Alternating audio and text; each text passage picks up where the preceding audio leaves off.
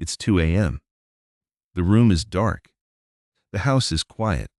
And your brain says, hey, remember that thing you said in 2014? Suddenly you're wide awake, cringing, reliving a moment that nobody else on earth remembers. You said you too when the waiter said, enjoy your meal.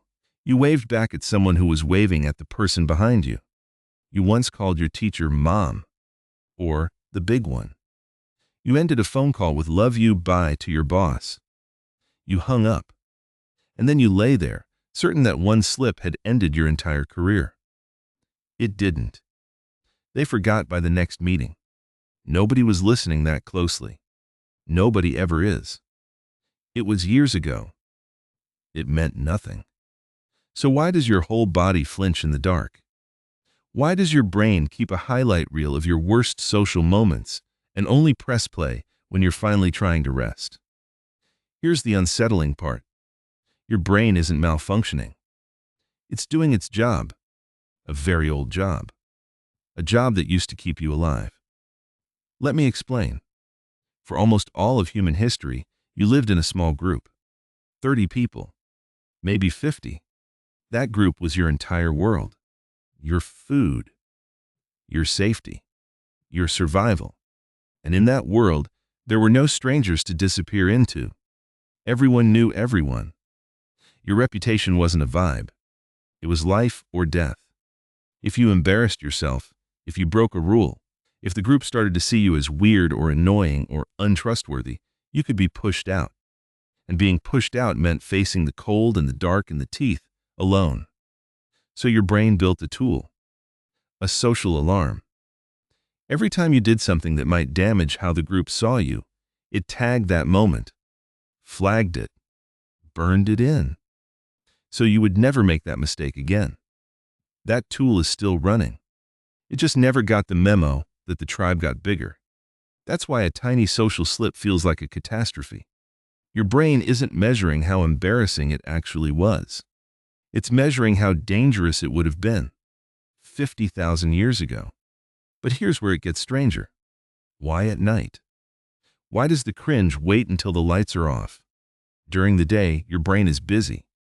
There's a screen, a task, a snack, 1,000 small things to scan. Your attention always has somewhere to go. Then you lie down. The inputs stop. And your brain, which never actually rests, slips into a mode scientists call the default network. The what should I be worried about mode. With nothing new to scan, it does the one thing it was built to do. It reviews. It checks for threats. And the biggest threats your brain ever tracked were social ones. So it opens the file. The folder labeled, Times You Might Have Damaged Your Standing, and it plays them back, one by one, to make sure you've learned your lesson. You have. You've learned it 900 times. The brain does not care. Run it again. Thanks, brain. And here's the cruel comedy of it. To escape the cringe, you reach for your phone. You scroll. You hunt for anything to drown the memory out. But the blue light whispers daytime to your brain. So now you're wider awake, more alert, and the highlight reel just got a bigger screen. You came to silence the ghost. You handed it a microphone. Now there's a reason these specific memories stick so hard. Your brain has something called negativity bias. Good moments fade. Bad moments get carved in. One genuine compliment evaporates by lunch. One awkward silence gets a permanent shrine. That's not cruelty. It's math. Missing a good opportunity was survivable. Missing a threat was not. So evolution turned up the volume on everything that felt like danger, and a social mistake felt exactly like danger. It feels physical because it is. Scientists found that social rejection lights up the same brain regions as actual bodily pain. To your brain, getting laughed at and getting injured are filed in the same drawer. That's why a memory can make you wince like you stubbed your toe. There's also the spotlight effect. You are convinced everyone saw it. Everyone noticed. Everyone is still thinking about it. They're not. They've forgotten about 4 seconds. They're at home at 2 a.m. cringing about their own thing. But your ancient brain assumes you are always on stage. because back in the tribe you basically were. Everyone really was watching. So your brain still acts like the whole village is keeping score. It isn't. The village is asleep. The village is also you. And there is a method to the madness. Your brain isn't only torturing you, it's rehearsing. Like a coach replaying game tape, it runs the painful clip to study what went wrong, so that next time the stakes are real, you don't slip again. It's building a tiny simulator of social disaster, and it has cast you as the star. Every night. For free. Whether you ask for it or not. The problem is, it's training you for an exam that was canceled thousands of years before you were born. So what do you do with this? Here's the part that changes things. That stab of cringe in the dark is not a sign that you're broken. It's the opposite. It's proof that you are wired to care about other people. To belong. To not hurt the group. A person who felt nothing after a social mistake would have been dangerous long ago. The ones who cared, who flinched, who replayed it and tried to do better, those are the ones the group kept around.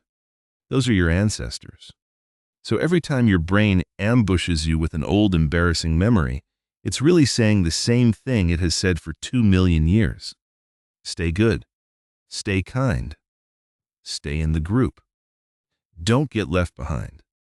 It's just bad at timing. Very bad. Catastrophically bad. The moment itself is gone. The waiter does not remember. Your teacher forgot you called her mom before you even left the room. The only person still holding that memory is you and your overprotective, deeply outdated, weirdly loyal brain. So tonight, when the room goes dark and the highlight reel starts, you can try something new. Instead of fighting it, you can answer it. You can say, "Thank you. I get it. I care. I'm still in the tribe." And then, gently, you can remind it that the year is not 50,000 BC, that the village is not watching, that the waiter is, statistically, completely fine. Your brain won't believe you. It will probably queue up another clip.